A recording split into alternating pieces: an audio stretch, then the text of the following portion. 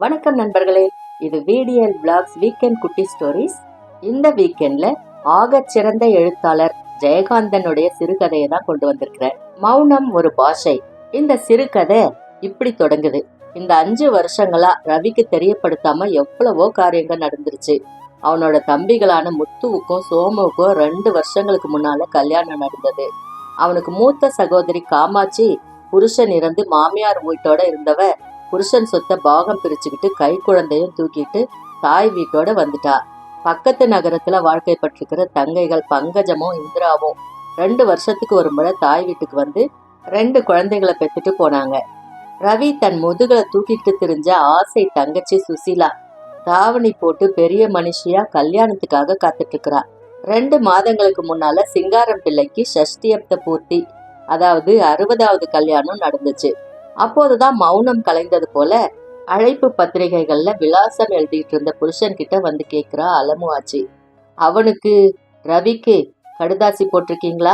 சிங்காரம் அவளை முறைச்சு பாக்குறாரு. அவள் இல்ல அப்படின்றத புரிஞ்சுக்கிட்டா. அவரோட பார்வைக்கு பயந்து அவள் மௌனமா போகிறப்பதான் அவரும் அவளோட மனசை புரிஞ்சுக்கிட்டாரு. என்னதான் இருந்தாலும் அவ தன் பக்கம் இல்ல, ரவியின் பக்கம் தான் இருக்கிறா அப்படின்னு. ஆனாலும் அவர் ரவிய பத்தி ஒரு தீர்க்கமான முடிவுக்கு வந்துட்டதால அவனை கூப்பிடுறதில்ல அப்படின்னு உறுதியா இருந்தாரு. சஷ்டியப்த பூர்த்தியும் நடந்து 2 மாசம் ஆயிருச்சு.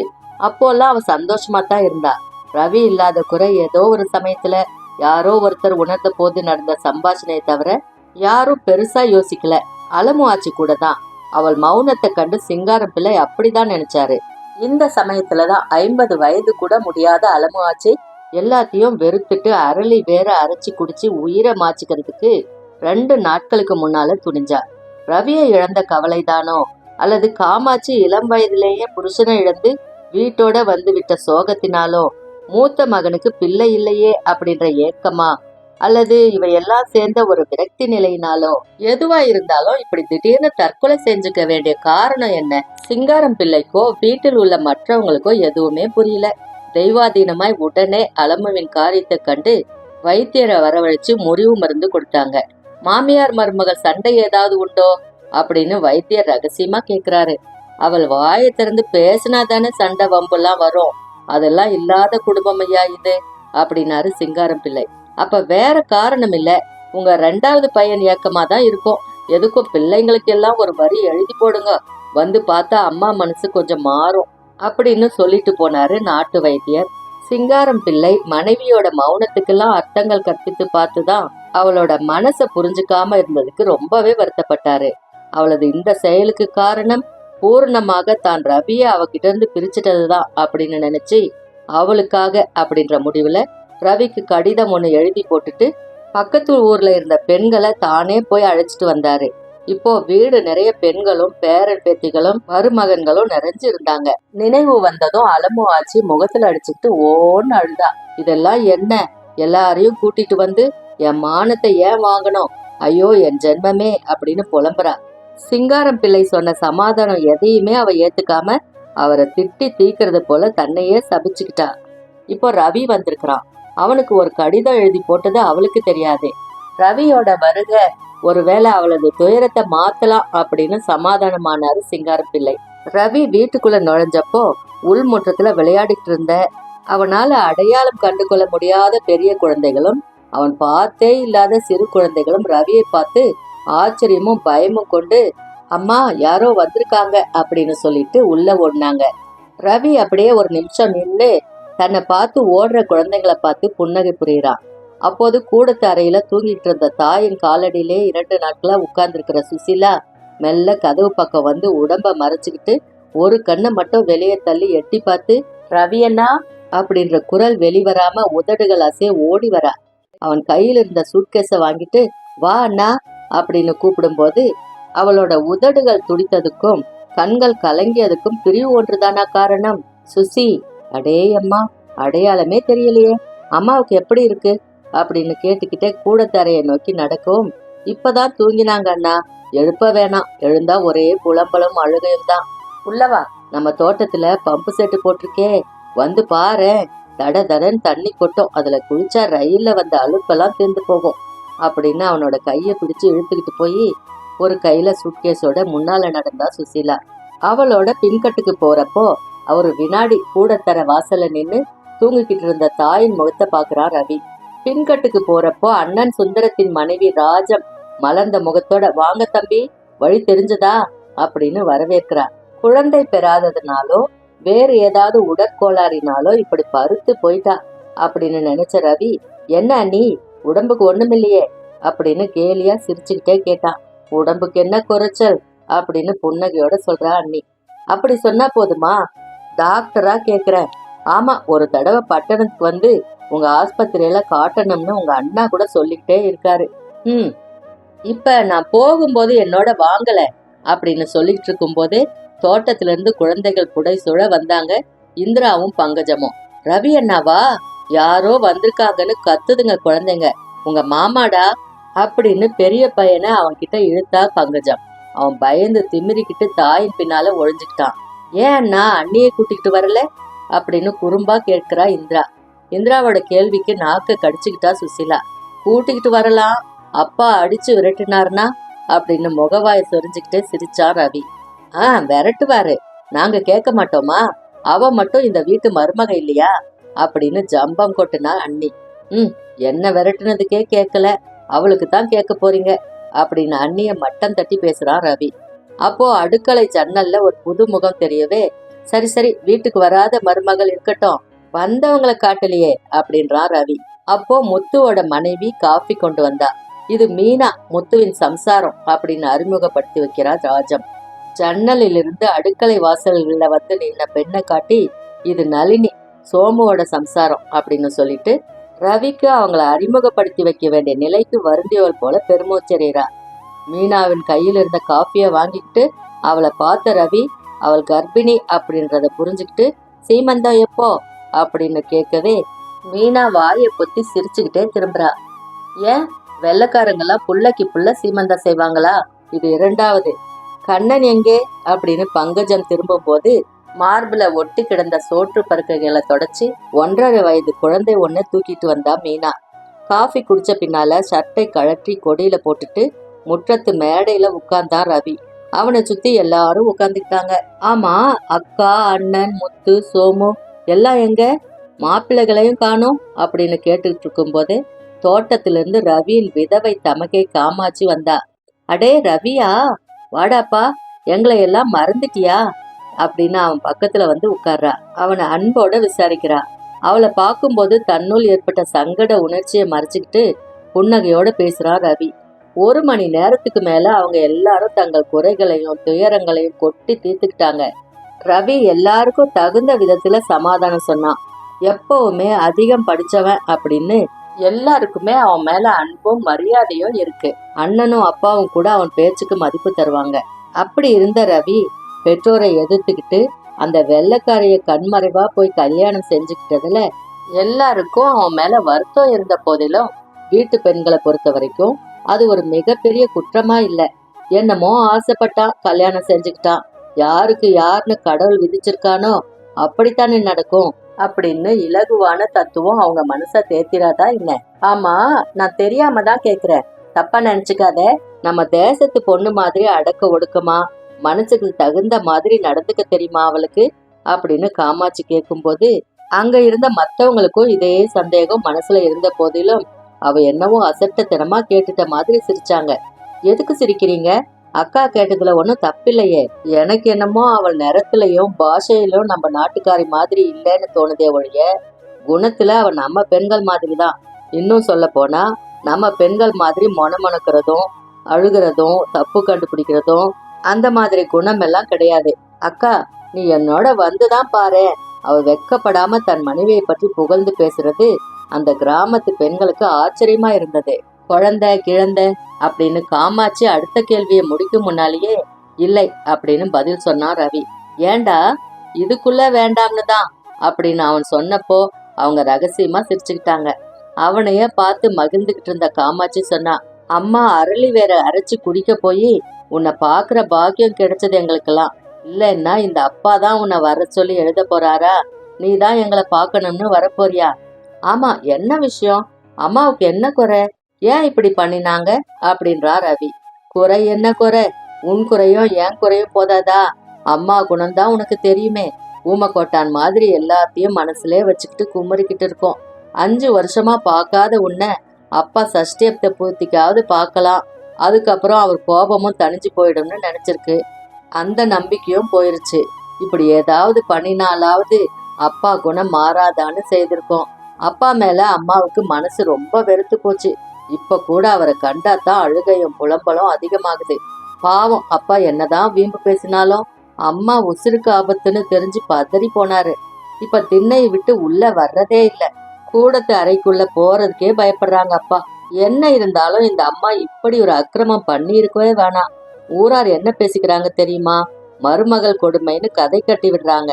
பாவம், நம்ம வீட்டு மருமகளுங்க யாருக்கு பொல்லாதவங்களா இருந்தாலும் மாமியார் மாமனார் விஷயத்துல எவ்வளவு பக்குவமா நடந்துக்கிறாங்கங்கிறது ஊருக்கு தெரியுமா?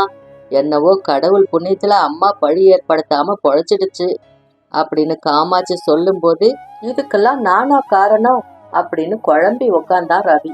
சரி சரி, நீங்க வெயிலுக்கு முன்ன போய் குளிச்சுட்டு வாங்க அப்படின்னு அவனை துரிதப்படுத்துறா அண்ணி.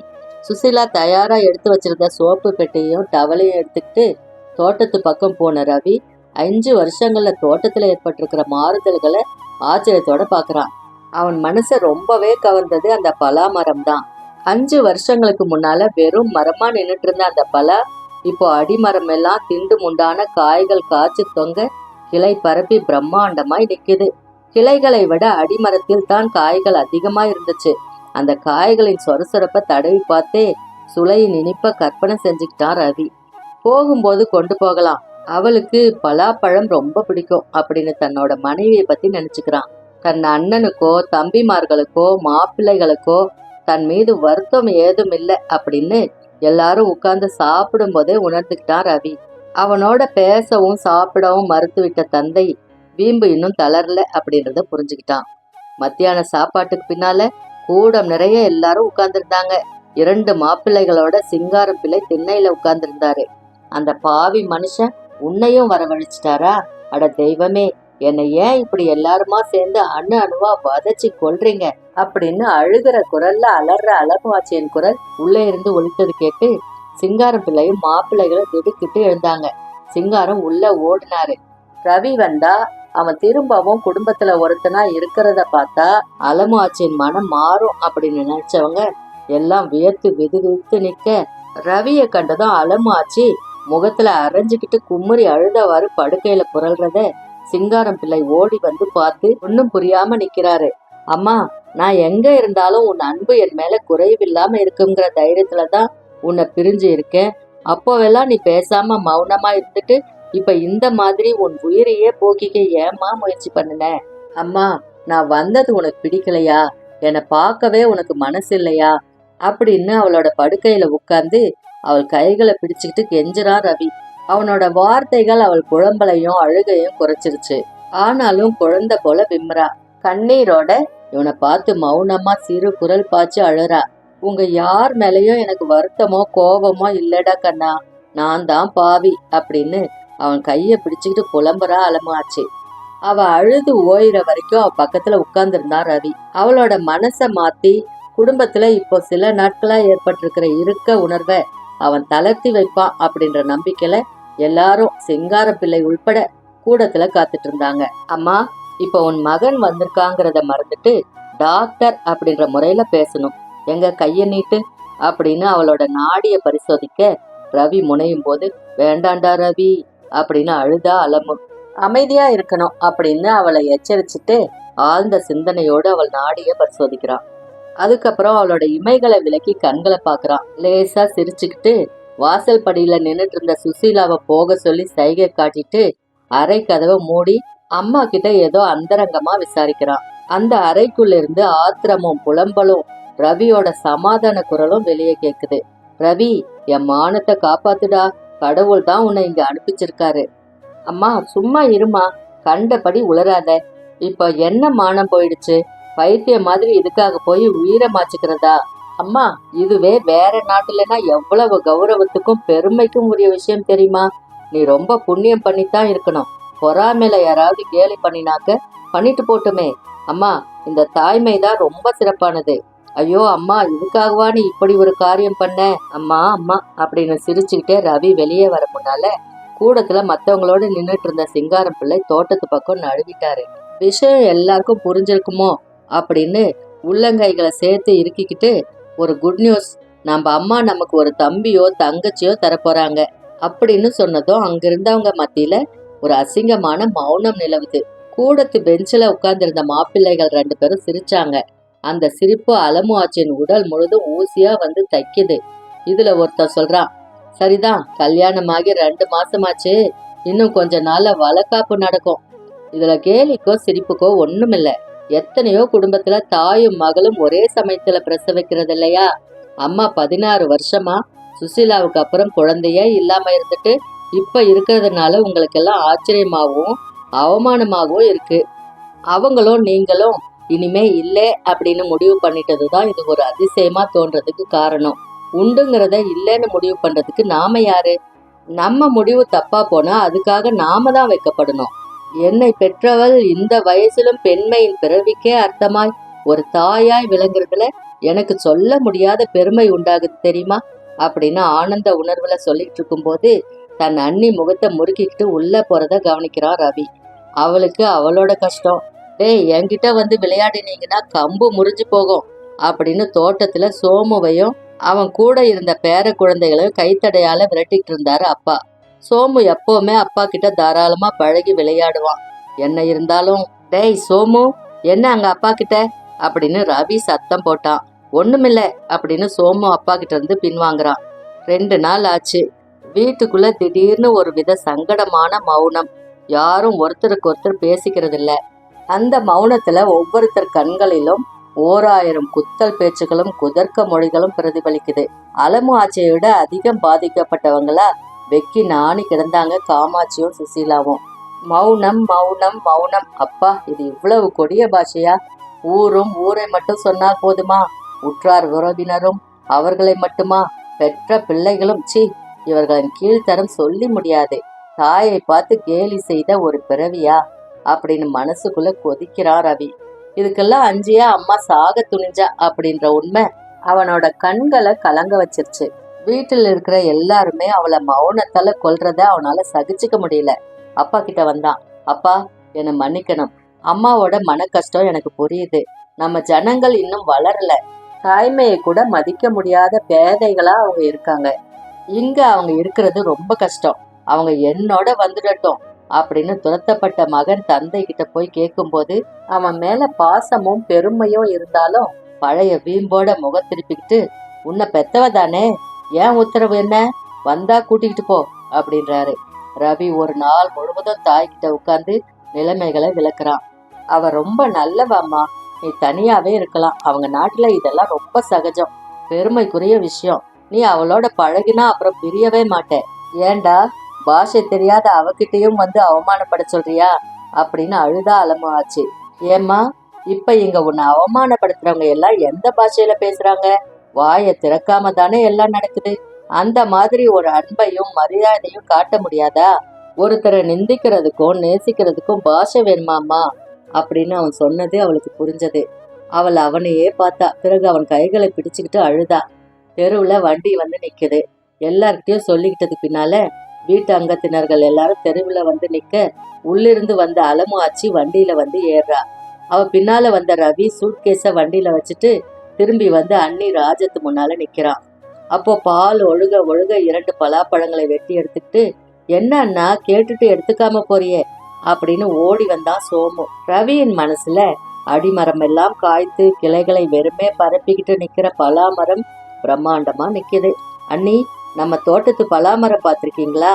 அதிலிருந்து வளர்ந்த கிளைகள்ல காய்க்காம அடிமரத்துல தானே காய்ச்சிருக்கு. அடிமரத்துக்கும் கிளைக்கும் அதனால விரோதமா?